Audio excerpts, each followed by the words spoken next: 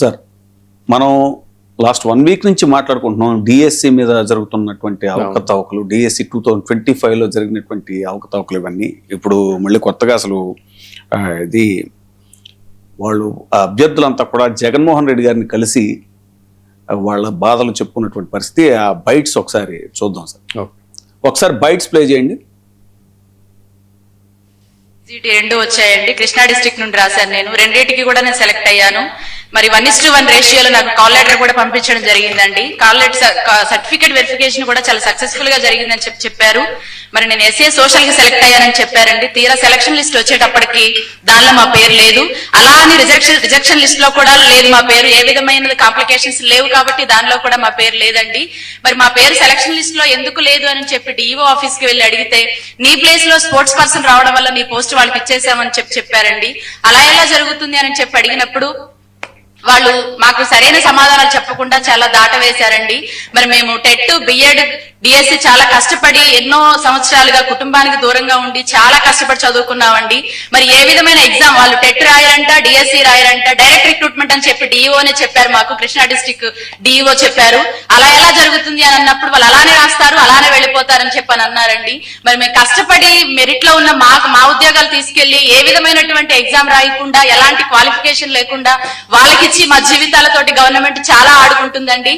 మరి దీనికోసం మేము చాలా పరంగా కలవని ఆఫీసర్ లేరు, కలవని సంస్థ ఆఫీసుకి మేము వెళ్లకుండా లేమండి. చాలా అయితే నేను జోన్ 2లో పిఈటి అభ్యర్థిగా ఎగ్జామ్ రాయడం జరిగింది. నాకు 77 మార్క్స్ వచ్చినాయి. అయితే మాకు యాజ్ పర్ రూల్స్ ప్రకారం 1:1 రేషియోలో కాల్ లెటర్స్ పంపించారండి. జోన్ ఆఫ్ కన్సిడరేషన్ ప్రకారం ఎవరైతే సెలెక్ట్ అయ్యారో వాళ్ళకే కాల్ లెటర్స్ పంపించామని చాలా క్లియర్ గా చెప్పారు. అయితే మాకు కాల్ లెటర్ వచ్చినప్పుడు మేము చాలా ఆనందపడి మాకు ఉద్యోగం వచ్చింది అని చెప్పి చాలా సంతోషించి మేము వెరిఫికేషన్ వెళ్ళామండి. సర్టిఫికేట్ వెరిఫికేషన్ వెళ్ళినప్పుడు certificate verification first phase of verification వెళ్ళాం మేము అందరం. ఆ వెరిఫికేషన్ వెళ్ళినప్పుడు ఆ సర్టిఫికేట్ వెరిఫికేషన్ అంతా కూడా చాలా మంచిగా జరిగింది మాకు. ఆ సర్టిఫికేట్ ప్రతి సర్టిఫికేట్ జెన్యున్ గా మాది ఉందండి. అన్నిటికీ ఓకే చెప్పారు. అంతా అయిపోయిన తర్వాత అక్కడ ఉన్న డిఈఓలు, ఎంఈఓలు కంగ్రాట్స్ కూడా చెప్పి మీకు జాబ్ వచ్చిందమ్మా, మీరు హ్యాపీగా ఉండొచ్చు, మీరు ఇంకా మీ లైఫ్ అంతా మీరు హ్యాపీగా ఉండాలని చెప్పినప్పుడు మేము చాలా సంతోషించామండి. అప్పుడు సరే అని చెప్పి ఒక టూ వీక్స్ తర్వాత సెలక్షన్ లిస్ట్ లో మా పేరు చూసుకుంటే సెలక్షన్ లిస్ట్ లో మా పేరు లేదు. ఎందుకు లేదని మా పేరు అని అడిగితే మీ బదులు ఇంకో ఇద్దరికి ఇచ్చేసామని చెప్పారు. ఎందుకు ఇచ్చారంటే రిజర్వేషన్ వాళ్ళని తీసుకొచ్చి ఓపెన్ లో వచ్చిన రిజర్వేషన్ వాళ్ళని రిజర్వేషన్ లో ఓపెన్ లో ఇవ్వకుండా రిజర్వేషన్ లో చూపించడం వల్ల రిజర్వేషన్ లో రావాల్సిన నా జాబ్ పోవడం జరిగిందండి. సో ఇలా చాలా మంది నష్టపోయారు. సో ఇలాంటివి చాలా కథలు ఉన్నాయి. ఇప్పుడు నేను ఇక్కడికి వచ్చే ముందు నాకు కొంతమంది ఫస్ట్ మాట్లాడిన అమ్మాయి అయితే జగన్ గారి దగ్గర కన్నీళ్లు పెట్టుకుంటూ గోడు చెప్పుకున్నటువంటి పరిస్థితి. డార్క్ ఆపరేషన్ జరిగింది, పెద్ద ఎత్తున డబ్బు చేతులు మారింది అనేటువంటిది చాలా మంది అభ్యర్థులు చెప్తున్నారు. ఒకటి కాదు, ఇక్కడ ఎన్ని ఉన్నాయంటే నేను ఎస్టీని ఉర్దూ మీడియంలో చదువుకున్నాను, ఏదో వస్తుంది అనుకున్నాను. తర్వాత ఎవరో దుర్గయ్య పోలవరం మండలం పశ్చిమ గోదావరి జిల్లా, ఎండి షాబుద్దీన్ విశాఖ జిల్లా, ఇందిరా కృష్ణా జిల్లా, నాగలక్ష్మి గుంటూరు జిల్లా, మదనపల్లి షర్మిల, ఇలా బాలకృష్ణ కాకినాడ, చాలా ఉన్నాయి, పెద్ద లిస్ట్ ఉంది. ఇదంతా చదువుకుంటూ పోతే టైం సరిపోదు. కానీ దారుణం అన్యాయం ఏంటంటే మనకెప్పుడో మేము చదువుకునే రోజుల్లో అప్పుడు ఎంప్లాయ్మెంట్ ఎక్స్చేంజ్ అని ఉండేది. ఇట్లా డబ్బులు ఇస్తే వాడు అంతా మ్యానిపులేషన్ అనమాట ఉద్యోగాలన్నీ కూడా. ఆ తర్వాత ఎప్పుడైతే ఇలాంటివన్నీ డిఎస్సీలు, యూపీఎస్సీలు, ఇవన్నీ ఎగ్జామ్స్ అనేవి ఎప్పుడైతే వచ్చాయో కొంత పారదర్శకత అనేది పెరిగింది. కానీ డిఎస్సీ 2025 అభ్యర్థులకి న్యాయం చేయాలి, డిఎస్సీ 2025 అభ్యర్థులకి న్యాయం చేయాలి, 2025 డిఎస్సీ అభ్యర్థులకి సిబిఐ విచారణ చేపట్టాలి, డిఎస్సీ అలాంటిది ఇప్పుడు ఈ కాలంలో ఇంకా పాపం ఇంత దారుణంగా నిలువున దగా చేయటం అంటే ఏమైందంటే ఇక్కడ అసలు మొత్తం బెదిరింపు రాజ్యం అయిపోయింది. ప్రతి దానికి కూడా ఎవరైనా నోరెత్తితే బెదిరించడం, ఎవరికి చెప్పుకోండి, దిక్కున్న వాళ్ళకి చెప్పుకోండి అనేటువంటి రీతిలో చేస్తున్న ఇదేమైందంటే ఇది పీక్స్కి వెళ్ళిపోయి చివరికి ఇక్కడ కూడా వాళ్ళు ఏం చెప్తున్నారు, డార్క్ ఆపరేషన్ అనే పేరు పెట్టారు వాళ్ళే. డిఎస్సీ దగాపడిన అభ్యర్థులే చెప్తుంది ఏంటంటే ఒక డార్క్ ఆపరేషన్ జరిగింది, క్యాండిడేట్కి 15 లక్షల రూపాయల వరకు కూడా చేతులు మారాయని వాళ్ళు నిలదీసి వాళ్ళు ప్రశ్నిస్తున్నారు. మరి నిజంగా మీకు ఒకవేళ ఇది జరిగిందని వాళ్ళు బాధితులేగా బయటకు వచ్చి చెప్తుంది. మరి బాధితులు బయటకు వచ్చి చెప్తున్నప్పుడు ఈ ప్రభుత్వానికి కనుక చిత్తశుద్ధి ఉంటే ఇమ్మీడియట్గా ఏం చేయాలంటే దాని మీద వాళ్ళు డిమాండ్ చేస్తున్నట్టు సిఐడి కమిటీయో సిట్టో లేకపోతే సిబిఐయో ఏదో ఒకటైతే ముందు వేయాలి కదా. ఎందుకు వేయకుండా ఇంకా వాళ్ళని బెదిరించి దీని గురించి మాట్లాడిన వాళ్ళ మీద కేసులు పెడతామని కూడా ఒక ఇది వచ్చింది దీంట్లో. అంటే ఎంతకాలం మీరు ఈ అన్యాయాల్ని అక్రమాలని మాట్లాడకుండా నోరు మూయించి చేస్తారు? ఇది పరిస్థితి. ఈ రోజున మరి చూసుకున్నట్లయితే వాళ్ళంతా కూడా సరే శరణు అంటూ ఇంకెవరున్నారు ఒక హోప్ మనకి ఈయన న్యాయం చేస్తాడనే ఉద్దేశంతోనే జగన్మోహన్ రెడ్డి దగ్గరికి వెళ్ళి కన్నీళ్లు పెట్టుకున్నారు వాళ్ళంతా. ఇప్పుడు వాళ్ళ గాథలు వాళ్ళ కథలు అన్నీ వింటూ ఉంటే నిజంగా ఇంత దారుణంగా భవిష్యత్తు ఉన్నటువంటి వాళ్ళని చేయటం, పైగా దీని మీద ఒక తప్పుడు ప్రచారాలు చేయటం. ఏమనంటే అసలు పైగా దీని మెగా డిఎస్సి ఏంటి పేరు, అసలు మెగా ఏంటి, ఇచ్చే ఉద్యోగాలన్నీ దానికి మెగా డిఎస్సి అనేటువంటి పేరు పెట్టేటువంటి ఆ సంగతి అలా ఇస్తే అసలు నువ్వేమి ఇచ్చావు గతంలో అని చెప్తుంటే చాలా స్పష్టంగా అప్పటి విద్యాశాఖ మంత్రిగా ఉన్నటువంటి బొత్స సత్యనారాయణ గారు కూడా కొన్ని ఫ్యాక్ట్స్ చెప్పారు. ఏంటంటే అసలు ఇప్పుడు ఉద్యోగాలు కాదు, 2008లో డిఎస్సి రాస్తే వాళ్ళకి జగన్మోహన్ రెడ్డి ఆయన అధికారంలోకి వచ్చిన తర్వాత 2193 మందికి ఆయన ఉద్యోగాలు వాటిని ఇచ్చేసారంట. బ్యాక్లాగ్ సెలెక్ట్ అయిన వాళ్ళకి 98లో సెలెక్ట్ అయిన వాళ్ళకి 5800 మందికి ఉద్యోగాలు ఇచ్చారు. అప్పుడు రాదండి, అప్పుడు ఇవ్వకపోతే జగన్మోహన్ రెడ్డి గారు వచ్చిన తర్వాత అదే అన్నా ఈయన ఇచ్చాడు. అవును. తర్వాత స్పెషల్ డిఎస్సి 2019లో 520 పోస్టులు ఇస్తే ఈ కేజీబీసీ కాంట్రాక్ట్ అభ్యర్థి డిఎస్సి కిందకి రాదు అది ఇది అన్న వాళ్ళకి కూడా 1700 మంది, మొత్తం 10,000 పోస్టులు ఇస్తే దాన్ని కూడా ఆ వాస్తవాలను కూడా మసిపూసి మారేడుకాయ చేస్తామంటే బొత్స సత్యనారాయణ గారు క్లియర్ గా ఆ డీటెయిల్స్ అన్ని కూడా బయట సత్యనారాయణ గారు ఒకసారి బయట ప్లే చేయండి. 2002లో డిఎస్సిలో అప్పుడు ఉండిపోతే అవన్నీ గత ప్రభుత్వంలో నేను పూర్తి చేశాను. మిగిలిన సుమారు ఎంతమందికి 2193 మందికి ఇచ్చాను ఉద్యోగులు. పాప ఇప్పటి నుంచి వాళ్ళు బాధపడుతుంటే క్వాలిఫై అయ్యి, అలాగే 1998లో డిఎస్సిలో సెలెక్ట్ అయిన వాళ్ళు బాధపడుతుంటే వాళ్ళకి 5800 మందికి ఇచ్చాను. నేనే ఇచ్చాను. నేను మంత్రిగా నేను సిగ్నేచర్ పెట్టి ముఖ్యమంత్రి గారు తొప్పించి ఆయన సిగ్నేచర్ పెట్టి ఇచ్చాము జగన్మోహన్ గారు చెప్పి. అది కాకుండా ఒక 2019లో స్పెషల్ డిఎస్సి మళ్ళీ పెట్టామండి 520 మందికి ఇచ్చాం. కాంట్రాక్ట్ ఎగ్జామ్లు అయితే సుమారు 16 కేజీబీలో 1700 మందిని రిక్రూట్ చేశాను. మొత్తం అంతా కలిపి 10,300 మందికి అప్పుడు ఇచ్చాము. ఇది వాస్తవం, రికార్డెడ్. అవి చెప్పుకుని తెగాలి ఏమి లేదు, ఒక్క ఉద్యోగం ఉండదు పుచ్చుకోమని చెప్పేస్తా. 2002లో డిఎస్సిలో అప్పుడు ఉండిపోతే అవన్నీ రిపీట్ అవుతుంది. అదే సరే. సో అంటే ఇది ఇంత ప్రత్యక్షంగా వాళ్ళు దగా పడ్డారు అని చెప్తూ ఉంటే ఎందుకు ప్రభుత్వం స్పందించదు? మనకి సి.నారాయణ రెడ్డి గారు ఒక మాట చెప్తారు, ఏంటంటే కొండ పెద్దది గరిట చిన్నది కూటి వడ్డన సాధ్యమేనా, గద్దె పెద్దది బుద్ధి చిన్నది ధర్మపాలన సాగేనా అంటాడు ఆయన. నాకు ఆ మాటలు ఎందుకో గుర్తొస్తున్నాయి. ఇది ధర్మం ఇది చెప్పండి, ధర్మం అసలు ఏంటి దీని పరిస్థితి? మరి అడగండి, ఆయన అడగండి. ఇప్పుడు ఈ అంశం మీద మాట్లాడడానికి మనతో జాయిన్ అవుతున్నారు జూపూడి ప్రభాకర్ గారు, మాజీ ఎమ్మెల్సీ, వైసీపీ రాష్ట్ర ప్రధాన కార్యదర్శి. సార్ నమస్కారం సార్. సార్ మీ ఆడియో ఒకసారి అన్మ్యూట్ చేస్తారా? Okay sir. సార్ అదే ఇప్పుడు ఈ డిఎస్సి 2025లో జరిగిన అవకతవకల మీద అభ్యర్థులు వచ్చి జగన్మోహన్ రెడ్డి గారిని కలవటం, వాళ్ళ బాధ చెప్పుకున్నటువంటివి అవి ఇప్పుడే బయట్స్ కూడా చూసారు సార్. అయితే ఇప్పుడు తాజాగా చంద్రబాబు నాయుడు గారు ప్రెస్ మీట్ లో చెప్తున్నారండి, తాజాగా పదే అబద్ధం చెప్పి మీరు నిజం చేయాలనుకుంటున్నారని వైసీపీని అంటున్నారు. అసలు ఈ పరిణామాలన్నీ ఎలా చూడాలి? సార్ నమస్కారం అండి మీకు, అదే విధంగా 99 ప్రేక్షకులకి.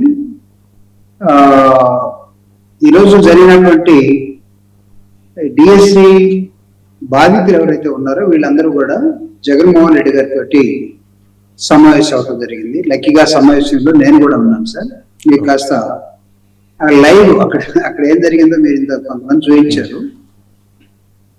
బాధాకరమైన అంశం ఏంటంటే అక్కడికి వచ్చినటువంటి ప్రతి విద్యార్థి, విజయబాబు గారు, ప్రతి విద్యార్థి వాళ్ళు మొత్తం సెలెక్ట్ అయినటువంటి వాళ్ళండి. వాళ్ళేం జస్ట్ లైక్ దట్ చెప్పట్లేదు. They have been selected and all though certificates verified. Verification చేసేటప్పుడు వెరిఫికేషన్ ఆఫీసర్స్ మీరు సెలెక్ట్ అయిపోయారని చెప్పేసారు. వాళ్ళకి హైయెస్ట్ మార్కులు వచ్చిన వాళ్ళు కూడా ఉన్నారని ఆ లిస్ట్ లో చూపించారండి. ఉన్నారు సార్. మీరు ఒక విధంగా చూస్తే ఒక వ్యక్తి ఒక స్టేట్ కాంపిటేటివ్ ఎగ్జామినేషన్ లో దాదాపు 1 సంవత్సరం, 2 సంవత్సరాలు, 3 సంవత్సరాలు ప్రయత్నం చేసి ప్రిపేర్ అయ్యి సెలెక్ట్ అయ్యావు అని చెప్పిన తర్వాత వాడికి ఉండే సంతోషం లేదా వాడికి ఉండే ఆశలు జీవితం మీద అది ఎవరెస్ట్ శిఖరం అంత ఉండిపోతాయండి. బికాస్ అతను నేను సెట్ అయిపోయాను ఇంకా అన్ని విధాల, తల్లిదండ్రులు, కుటుంబాలు, బంధువులు మొత్తం కూడా అనుకుంటా.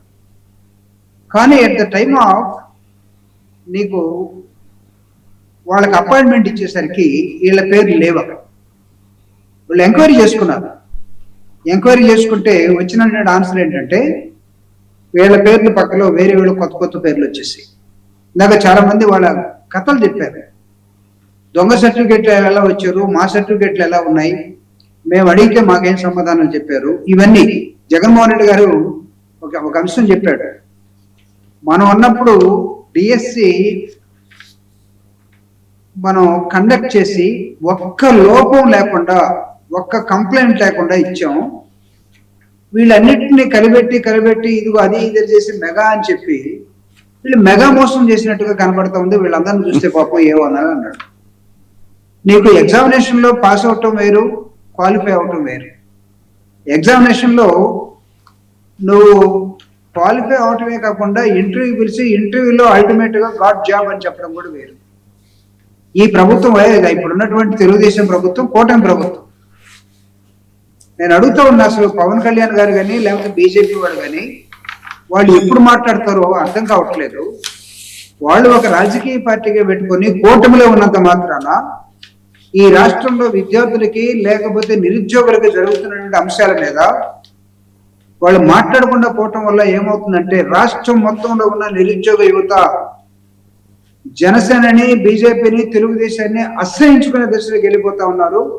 వాళ్ళ అండర్లో జరుగుతున్నటువంటి, నేను ఎందుకు అండర్ అంటున్నానంటే APSC or DSC or any other examination, it has been totally influenced by the politicians. ఎవరండి? ప్యాకాట్ ఆడుకునేవాడు కూడా ఉద్యోగం ఉంటారు. ఇప్పుడు విన్నారండి విజయబాబు గారు? నా దృష్టికి వచ్చింది ఏంటంటే హైయెస్ట్ మార్క్స్ వచ్చిన తర్వాత వాళ్ళని వెరిఫికేషన్కి పిలిచి చివరి నిమిషంలో వెరిఫికేషన్స్ తీసుకొని వెళితే జాబితాలో మీ పేరు లేదని చెప్పని అన్నారంట. అంటే ఇది ఎట్లా జరిగింది? అసలు హారిజాంటల్ రిజర్వేషన్స్ అమల్లో లోపాలు ఉన్నాయని చెప్పని చెప్తా ఉన్నారు. ఈ తెర వెనక ఈ డార్క్ ఆపరేషన్ జరిగింది అనడానికి మా దగ్గర చాలా ఆధారాలు ఉన్నాయని చెప్తున్నారు. పెద్ద ఎత్తున డబ్బు చేతులు మారాయి అనేది కూడా వాళ్ళు చెప్తున్నారండి. మరి ఇన్ని రకాలుగా వాళ్ళు ఆరోపిస్తున్నప్పుడు ఆ ఆరోపణలని వైసీపీ మీదకి నెట్టే కంటే కూడా ఒక స్వతంత్ర దర్యాప్తు సంస్థని పెట్టినట్టయితే వాళ్ళకి వైసీపీకి ఏం సంబంధం లేదు. ఈ రోజున వాళ్ళు వెళ్ళారు అక్కడికి. అంటే ఎవరో ఒకళ్ళు న్యాయం చేయాలి కాబట్టి ఎవరు ఉన్నారని చెప్పని వెళ్ళారు. ఇప్పటిదాకా వాళ్లే కదా గొడవ చేస్తూ వచ్చింది. సో మరి ఎవరు మిమ్మల్ని ప్రశ్నించిన వాళ్ళని తీసుకెళ్ళి వైసీపీకి ముద్ర కొట్టేయటం, వాళ్ళని వాళ్ళ మీద చేయటం అంటే ఇప్పుడు వాళ్ళు కూడా గొడ్డల పార్టీకి సంబంధించి అంటారండి. కాబట్టి ఇది చాలా దారుణం అండి. అందుకని అయితే ఒకటి ఇక్కడ ఆయన లీగల్ అసిస్టెన్స్ ఇస్తానని చెప్పడం మాత్రం చాలా ఒక ప్రత్యేక. ఎందుకంటే ఇప్పుడు వాళ్ళు నిస్సహాయులు.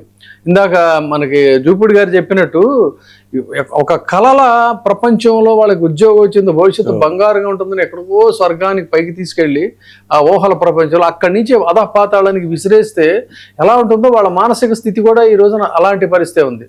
ఆ దీంట్లో ఆయన నేనున్నాను అని చెప్పని ఒక భరోసా ఇచ్చి, సరే ఇప్పటికిప్పుడు న్యాయం జరగకపోయినా ఖచ్చితంగా ఇవన్నీ ఆధారాలు ఉన్నాయి కాబట్టి మనం న్యాయస్థానానికి నేను మొత్తం లీగల్ ఎయిడ్ అంతా నేను ఇస్తాను, ఫ్రీగా నేను చేస్తానని చెప్పడం అయితే ఓ రకంగా మెచ్చుకోదగిన ఇదేనండి. అయితే ఇంతేనా, ఇంకా దీని మీద ఏమైనా మీరు పార్టీ తరఫున ప్రత్యక్ష ఆందోళన? సార్ ఇంకొక విషయం చెప్పనా మీకు, అసలు ఇది రోస్టర్ తయారు చేసేటప్పుడు లేకపోతే వేకెన్సీస్ ఫిల్ఫిల్ చేసేటప్పుడు they have to follow the certain reservation system అండి. అవును, there are clear cut guideline reservation ఎలా ఫాలో కావాలి. సో దీనిలో రిజర్వ్డ్ క్యాండిడేట్ లో ఒక ఎస్సీలో, ఎస్టీలో, బీసీలో, మైనారిటీలో ఎవరు నుండి వాళ్ళు మెరిట్ లో వచ్చారనుకోండి, ఈవెన్ యూపీఎస్సీ నామ్స్ అండి ఇది, or APSC norms or any state government public service commission. ఒక రిజర్వ్డ్ స్థానంలో ఒక రిజర్వేషన్ వ్యక్తి ఓపెన్ లో వస్తే ఓపెన్ లోనే సీట్ ఇవ్వాలి, నాట్ ఇన్ ద రిజర్వేషన్. వీళ్ళు ఏం చేశారు, 100కి 98 వచ్చిన వాడు ఒక ఎస్సీ వాడు, ఒక బీసీ వాడు, ఎవరన్నా ఈబీసీ ఉంటే వాళ్ళని తీసుకెళ్లి వాళ్ళకున్న ఈబీసీ కోటాలో పెట్టారండి. ఇది ఫండమెంటల్ గా against to the norms what the UPSC and other things has framed. They have violated completely, totally they have violated. రెండవది ఇక్కడ ఈ వర్టికల్లో హారిజంటల్ ఈ రిజర్వేషన్స్ వీళ్ళు ఒక హారిజంటల్ రిజర్వేషన్ అని చెప్తున్నారు, కానీ ఒక ఎగ్జాంపుల్ ఒకళ్ళు చెప్పారు, అక్కడ ముగ్గురే ఉన్నారట కానీ ఎలిజిబిలిటీ కాలేదట. అప్పుడు ఇంకా కిందకి వెళ్ళి చూడాలి, నార్మల్ గా క్వాలిఫై అయిన వాళ్ళు ముగ్గురే ఉంటే ఎలిజిబిలిటీ రాకపోతే వేకెన్సీస్ అంతగానే ఎక్కువ ఉంటే that is called zone of reservation అని అంటాం. జోన్ ఆఫ్ కాన్ఫిడెన్స్ అనో జోన్ ఆఫ్ రిజర్వేషన్ అని అంటాం. ఎందుకు? ఇంకా మీరు కిందకి వెళ్ళి అక్కడ ఏమన్నా ఒక వ్యక్తి దొరుకుతాడేమో రిజర్వేషన్ ఫిల్అప్ చేయడం కోసం. లేదు, అది చేయకుండా దొంగ సర్టిఫికెట్లు ఉన్నవాడిని ఎవరన్నా తీసుకొచ్చేసి అక్కడ పెట్టేసి మీరు ముగ్గురికి లేకపోమన్నారు. సో ఇప్పుడు దీని మీద ఓన్లీ లీగల్ బ్యాటిలేనా, ఇంకేమైనా డెమోక్రటిక్ మెథడ్ లో మీ party there are two methods. ఒకటి already legal battle YSR Congress party legal cell నుంచి స్టార్ట్ చేసింది. అక్కడ ఉన్నటువంటి మనోహర్ రెడ్డి గారికి, తర్వాత సుదర్శన్ రెడ్డి గారికి, వీళ్ళకి జగన్మోహన్ రెడ్డి గారు అప్పచెప్పారు. వీళ్ళ తరఫున వాళ్ళు ఎవరు డబ్బులు కూడా పెట్టుకోలేరు, కోర్టు ఖర్చులు కూడా పెట్టుకోలేరు, పార్టీయే పెట్టుకొని వీళ్ళ తరఫున కోర్టులో కేసు చేయమని చెప్పాడు. నంబర్ 1. రెండవది, ఉవ్వెత్తున ఇక్కడ నిరుద్యోగులు, యువకులు లేక ఆస్పిరెంట్స్ సమాజంలో ఒక జన్జీ లాంటి ఒక ఉద్యమం ఇప్పుడున్నటువంటి కూటమి ప్రభుత్వం మీద లేవబోతుంది సార్. మేము తయారు చేయాల్సిన అవసరం కూడా లేదు, ఖచ్చితంగా తయారవుతా ఉంది. వీళ్ళ ఫ్యూచర్ లో వీళ్ళ ప్రభుత్వంలో జరిగే ఎనీ కాంపిటేటివ్ ఎగ్జామినేషన్స్ ఎవరు సార్ అసలు స్పోర్ట్స్ కోటాలో తీసుకొచ్చి పేపర్ పడుకునే వాడికి నాకున్న డౌట్ ఏంటంటే జూపుడి గారు దానికన్నా కింద రజక పథకం ఉంటుంది కదా, వాళ్ళని తీసుకొచ్చి పైకి ఇచ్చారట.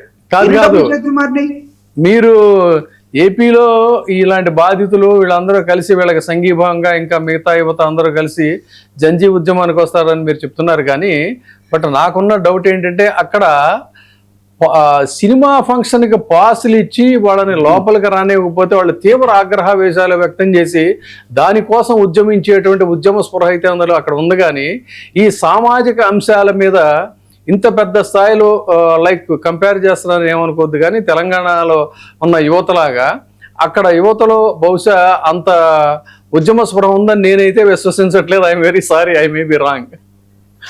అంటే చాలా సార్లు మీరు చెప్పింది సైంటిఫిక్ గా ప్రూవ్ కూడా అయింది కదా. ఎందుకంటే తెలంగాణ ఉద్యమం చూసినప్పుడు తెలంగాణ ఉద్యమంలో యూనివర్సిటీలో స్టూడెంట్స్, ప్రొఫెసర్స్ పోరాడుతూ ఉంటే ఆంధ్రాలో ఉన్న యూనివర్సిటీ విద్యార్థులందరూ సినిమాలు పోయారు. కాదు, నేను మొన్న ఒకటి చూసా, పాసులు ఇచ్చారంట ఒక ఏదో సినిమా ఈవెంట్ కి, అది నిండిపోయిందని లోపలికి రాను. ఎంత వాళ్ళ జీవితాలకి ఏదో భయంకరమైన అన్యాయం జరిగిపోయినట్టు అసలు చాలా తీవ్ర ఆగ్రహవేశాలు వ్యక్తం చేయటం, దాన్నేమో వీళ్ళు టీవీ వాళ్ళు ఇంకా అసలు వేరే ఇష్యూస్ ఏమి లేనట్టు దాన్ని అదే పనిగా ప్రొజెక్ట్ చేయటం ఎన్ని చూస్తాం. ఇప్పుడు ఒక కమింగ్ సినిమా సార్, మన పేరు చెప్పకూడదు కానీ ఆంధ్రాలో పెంచుకోవడానికి టికెట్ రేట్లు పెంచారు సార్. అది కాదు, వీళ్ళ ఆవేశం దేని మీద అంటే వాళ్ళని లోపలికి అలవ చేయలే, ఇది చాలా అన్యాయం.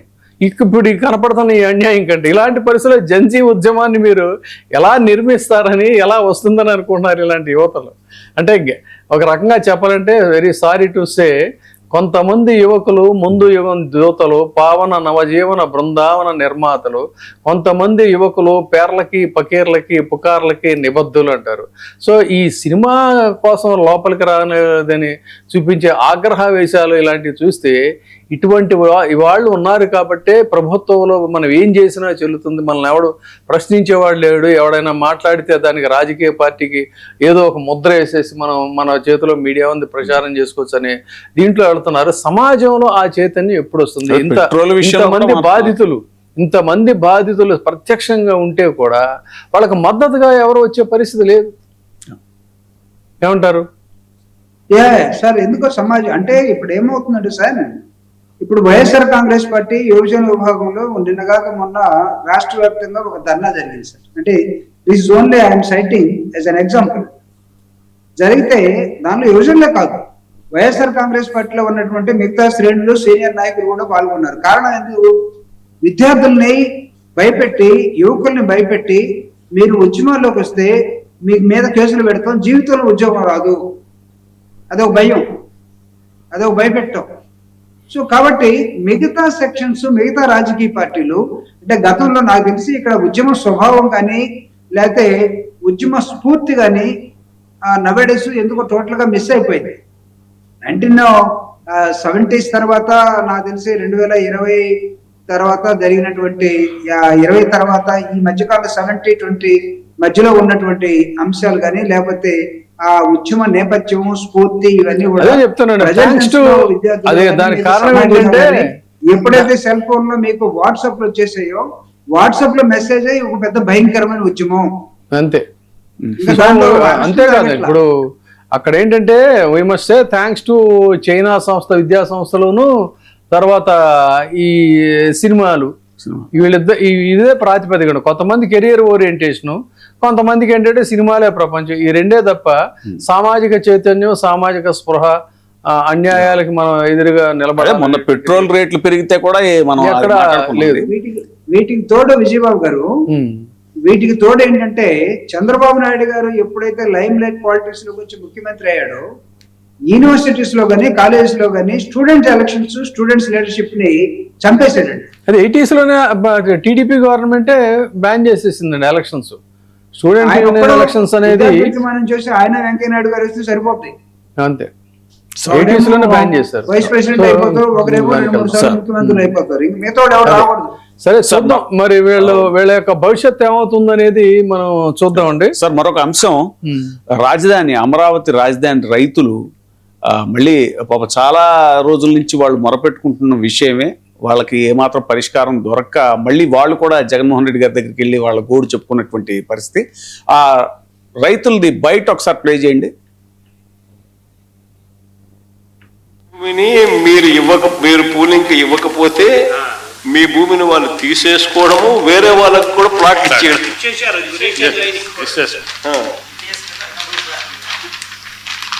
వేరే వాళ్ళకి ప్లాట్లు కూడా ఇచ్చేసినారు, రిజిస్ట్రేషన్ కూడా చేసేసినారు.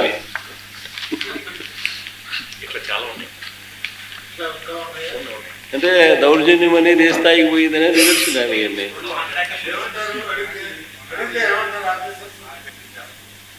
నేను సమాచార చట్టం కింద పెట్టి 1-4 సార్లు తిరిగి ఇచ్చారు. ఈ వంచనాలు కూడా ఉండేది నా దగ్గర. ఎన్ని కూడా పెట్టుకోవట్టు కదా నాన్న, ఎన్ని కూడా ఒకసారి తీసుకొని. నేనైతే నా భూమి పూలింగ్కి ఇవ్వలేదన్నా. ఫస్ట్ ఏం చేశారంటే నా భూమికి వచ్చే వాటర్ లైన్ తీసేశారు, కరెంట్ తీసేశారు. పేరు ఏం పేరు? చంద్రశేఖర్ అన్న. ఏ ఊరు శేఖర్? పినుమాకన్న చంద్రశేఖర్. పూలింగ్కి ఇవ్వలేదని చెప్పి మాకు వచ్చే కరెంటు, వాటర్ డ్రిప్ అన్నీ తీసేశారు. సరే పంట పోతే పోయింది, భూమి ఉంటుంది అని చెప్పి మేము అయినా కూడా ఇవ్వలేదు. తర్వాత మా దాని పక్కన వాగు నుంచి డైవర్షన్ రిజర్వేయర్ అని చెప్పి ఆ వాటర్ అంతా మా పొలం వైపు డైవర్ట్ చేశారు. దానివల్ల కోతకు గురై రోజు కొంత భూమి పోతుంది. ఇది మే నెల. రేపు వర్షాకాలం వస్తే అసలు భూమి అనేది గజం కూడా మిగలదు.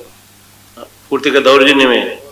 పూర్తిగా నీళ్ళు రేపు మీరు వచ్చినాక నా భూమిని తీసుకోమంటే నేను పడదేసుకెళ్ళాలి, రిజర్వాయర్ అని చూపిస్తాను. నాకు మీరు వచ్చినాక అది చేపల చెరువు కింద ఒక 50 ఎకరాలు సరే. అది పెనమాకలో రిజర్వాయర్ కింద సార్. అది రిజర్వాయర్ లో ఒక రిజర్వాయర్ కానుకున్న భూములు పూలింగ్ ఇవ్వలేదని చెప్పి వీళ్ళ ప్రకారం ఒక రిజర్వాయర్ అక్కడ కడుతున్నారు. ఆ రిజర్వాయర్ లో ఈ భూమిని పెట్టే కార్యక్రమం చేస్తున్నారు. ఇప్పుడు కోత గురైందన్న. నాకు మీరు వచ్చినాక భూమి తీసుకోమని తీసుకోలేను. శేఖర్ భూమి ఎక్కిపోయేసరికి చుట్టూ భూమిని తవ్వేసి శేఖర్ భూమిలోకి నీళ్ళు రానిస్తున్నాడు. ఆ భూముల వల్ల నేచురల్ ఫ్లడ్ అయితే కానీ సాయిల్ పోతుంది. అది నేచురల్ ఫ్లడ్ అయితే నేను అడగనన్నా. గ్రామ కంటకం ఇష్యూ ఒకటి ఉంది సార్. సో అంటే ఒక ఇదేంటంటే ఆశ్చర్యం ఏంటంటే, ఒకప్పుడు అమరావతి రైతులుకి పెద్ద విలన్ ఎవరు అంటే జగన్మోహన్ రెడ్డి. ఆ రకంగా ప్రాపగేట్ చేశారు, ఫోకస్ చేశారు. అసలు ఇంకా with no time Jaganmohan Reddy అనే పేరు వినపడంగానే వాళ్ళకు ఒక పెద్ద విలన్ కనిపించే చేశారు. అలాంటి అమరావతి రైతులే 2 సంవత్సరాలు తిరిగేసరికి ఈ రోజున జగన్మోహన్ రెడ్డి దగ్గరికి వెళ్ళి మీరే మాకు న్యాయం చేయాలి, మీరు మాత్రమే మా భూముల్ని కాపాడగలరు, ఆ రోజున మా భూములన్నిటినీ కూడా ఇట్లా చేస్తున్నారు అట్లా చేస్తున్నారు అన్నటువంటి వాళ్ళు ఆ రైతు వర్గం, అదే ప్రాంత రైతులు అంటే అసలు చాలా ఆశ్చర్యకరమైనటువంటి విచిత్రమైనటువంటి ఇది. అంటే భూముల్ని అసలు ప్రధానంగా కోర్టు కూడా ఆ రోజున చెప్పింది. కోర్టు కూడా సిఆర్డిఏకి వార్నింగ్ ఇచ్చింది ఏమనంటే it is a violation of ఇదండి, ఇది కంటెంప్ట్ ఆఫ్ కోర్టు కింద కూడా వస్తుంది. ఇది ఈ పాయింట్ని మనం జోపుడి గారిని కూడా అడుగుదాం. ఎందుకంటే గతంలో భూములు ఇస్తున్నప్పుడు రైతులు స్వచ్ఛందంగా భూము ఇస్తే మాత్రమే మీరు భూములు తీసుకోండి, భూములను ఎవరు కూడా బలవంత పెట్టి తీసుకోవడానికి వీలు లేదనేటువంటి డైరెక్షన్స్ కూడా ఆ రోజున ఉన్నాయి. అది మొత్తంగా ఆ అమరావతి సిఆర్డిఏ పరిధిలో అన్నిటికీ కూడా వర్తిస్తుంది. దానికేం ఫేజ్ 1 ఫేజ్ 2 అని అలాంటిది ఏమీ ఉండదు. సో అటువంటిది ఈయన జగన్మోహన్ రెడ్డి గారు పదే పదే రాజధానికి ఇన్ని ఎకరాల భూములు అవసరం లేదు లేదు అని చెప్తున్నా కూడా మరి ఆయన చెప్పినట్టుగానే ఏదైనా కంటిన్యూస్ కాన్స్టాంట్ రియల్ ఎస్టేట్ వ్యాపారం అనేటువంటి అనుమానం మరి మనలాంటి వాళ్ళకి కూడా వచ్చేటువంటి పరిస్థితి వచ్చింది. ఇప్పుడు ఆ రైతులు చెప్తున్నటువంటి మాటలు, ఇందులో రైతులు ఆ బాధితులు ఇందాక డిఎస్సి బాధితులు చెప్పినా ఈ రైతు బాధితులు చెప్పినా వాళ్ళు బాధితులు, వాళ్ళకేం పార్టీలతో సంబంధం లేదు, పార్టీ వ్యవహారాలతో సంబంధం లేదు. కాకపోతే ఏంటంటే ఈ జరుగుతున్న అన్యాయానికి ఈయన మాత్రమే మనకి న్యాయం చేయగలరేమో అనేటువంటి దీంతో ఆ రోజున ఏ వర్గం రైతు వర్గం అమరావతి రైతు వర్గం అయితే ఆయన్ని తిట్టిందో ఈ రోజున వాస్తవాలు తెలుసుకుని తను మాత్రమే కాపాడగలడు, ఈజ్ ద ప్రొటెక్టర్ అనేటువంటి నమ్మకంతోనే వెళ్ళారని అనుకోవచ్చు. బహుశా ఆ కంటిన్యూషన్ మీటింగే అనుకుంటాను ఇది కూడా. మరి మీరు ఏం విన్నారు, ఏ రకమైనటువంటి హామీ ఇచ్చారు జగన్మోహన్ రెడ్డి గారు? సార్ విజయబాబు గారి రైతుల విషయంలో యాక్చువల్లీ నిన్న జరిగినటువంటి అంశం, ఈ రోజేమో నిరుద్యోగ యువకులతో అయితే నిన్న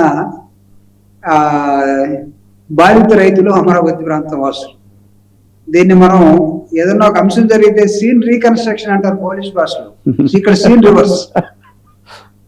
ఎగ్జాక్ట్లీ సీన్ రివర్స్ అంటే లాస్ట్ టైం జగన్మోహన్ రెడ్డి గారు చెప్పినటువంటి, అంటే జగన్మోహన్ రెడ్డి గారి మాటల్లో కానీ అడ్మినిస్ట్రేషన్ లో కానీ నిజాయితీని అమరావతి రైతులు వాళ్ళ సొంతగా ఎక్స్పీరియన్స్ అయితే తప్ప వాళ్ళు మళ్ళా జగన్మోహన్ రెడ్డి దగ్గరికి రాలేకపోయినట్టుగా ఇంతకాలం మనం భావించాలండి.